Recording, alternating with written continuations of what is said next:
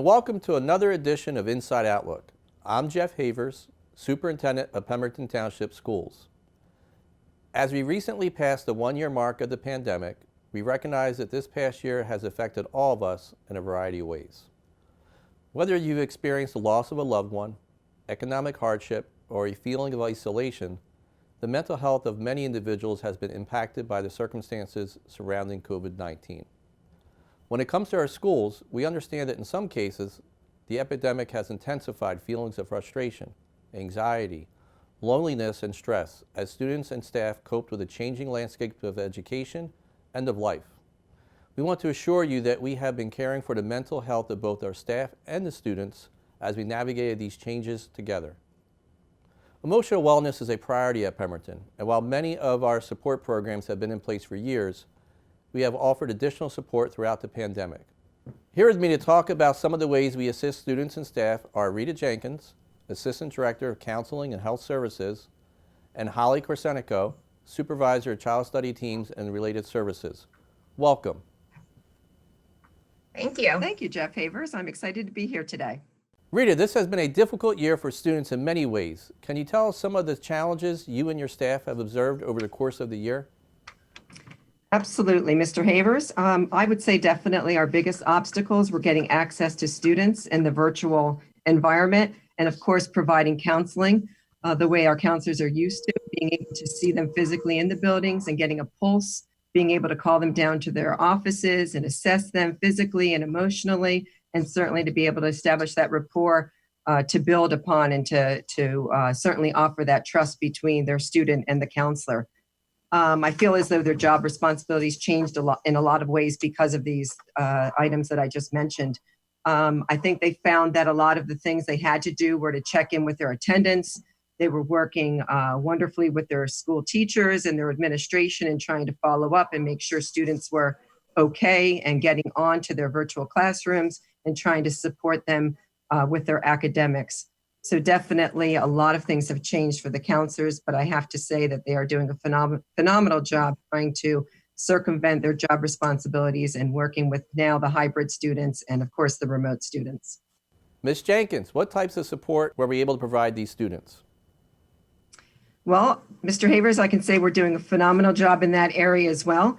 I can tell you that we are lucky enough to have our school-based youth resource program that is through Legacy Treatment. They are housed at the high school. We are also happy to have them at Newcomb and Helen Fort as well.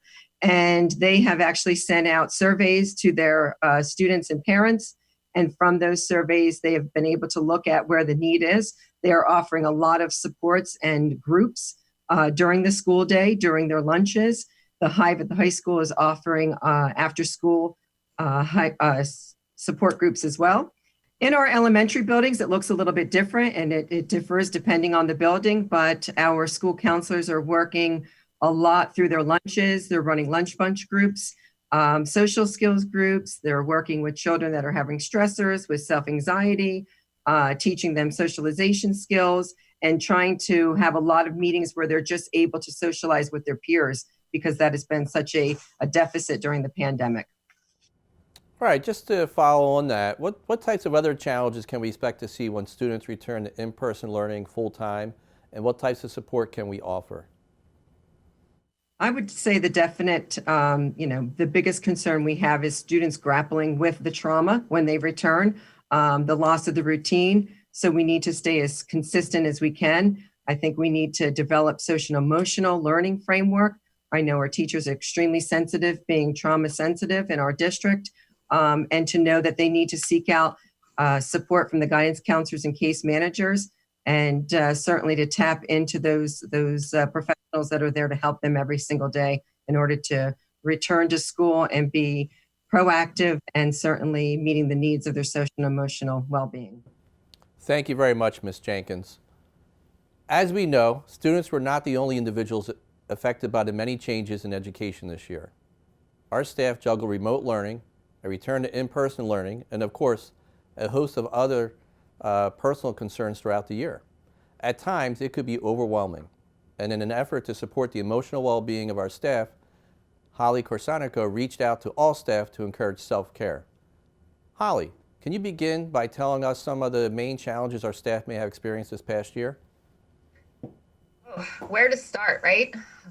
They've been through a lot, and educators during this pandemic have really had to reinvent themselves. It's almost a change in career.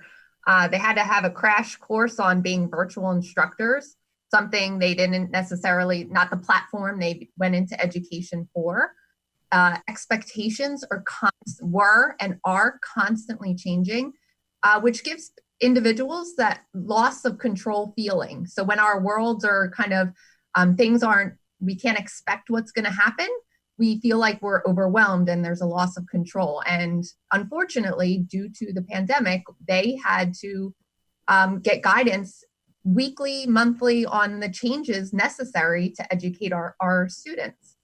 In addition, lack of boundaries. We went from educating in a school building to then educating in our homes, in our living rooms, in our kitchens, with our kids, our animals running around, not to mention living in, 20 other people's homes because the students have homes.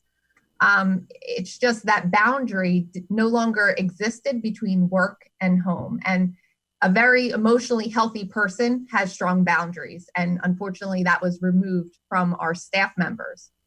Another key factor is that a good teacher knows that learning is social. And part of that social piece is relationships. And when you are not able to be in front of your students, it sure as heck makes a difficult time to build relationships.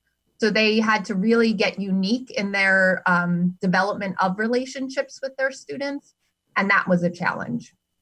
And of course, the last thing I think, and one of the biggest thing, is the added pressure. They are all under this microscope because they're in how many people's lives now, parents watching, grandparents watching their instruction. Not to mention, we all are watching social media and seeing what's going on and the comments being made about, teachers and, what they are or are not doing. And I just don't think they get enough credit for the challenges that their career, specifically during this pandemic, has encountered. Excellent points. Certainly a very challenging time for our staff. You created a unique way to support staff. Tell us about that. So many of you know I do take the lead on the Trauma Sensitive Schools initiative that Rita had just mentioned. And with that, we did our summer planning. And for those that don't know what Trauma Sensitive Schools is, it's really just a understanding that trauma is an increasing pandemic in our country, in our communities. So we feel that we need to constantly be creating safe, nurturing, and predictable environments. It's a culture and a mindset that we keep here in Pemberton. And each summer, I plan out a year's worth of information for trauma-sensitive schools for our staff to support them. And in that development of planning for the school year, in September, the beginning of school, I was beginning to create the rollout of the Big Return to School and how to prep teachers for receiving students back in person and the emotional impact that is going to have on students so that teachers can support them. But in doing so, I really began to realize that, our staff can't help our students if their social emotional needs aren't addressed first. And it's like being, in an airplane crash, you put your mask on first before you help others. And our world just crashed. So in order to be a good teacher in this world, you got to put your mask on. And that meant, taking care of yourself first. Therefore, in addition to planning a presentation for teachers to what to expect on the students' return, I also created a presentation on self-care for teachers and their return to school and recognizing their challenges, validating their emotions and experiences, and then providing them tips on how to manage their own self-care. So September's presentation was really just about setting boundaries, how to build in boundaries since we are working from home. At that time, we were working from home, shifting our expectations, not trying to pretend that we're in this new world and that we need to shift and be flexible. Finding and using our support networks. You can't go to the faculty room and have lunch and discuss collegial, topics for education. Also teaching them to understand their emotional awareness so that they know that they're stressed. They're trying, I'm a parent, now my kids are learning at home. I have to oversee that. So what they bring from home also goes into the classroom, and you really have to be careful with that, how much you carry into the classroom emotionally when you're an instructor. And then of course, just their basic needs. So taking care, getting enough sleep, taking care of themselves physically, eating healthy, just good reminders. And from that presentation, I got a really, really strong positive feedback from the staff. They were so appreciative. So I kind of just took it upon myself to check in monthly with them and bring them some type of information and guidance.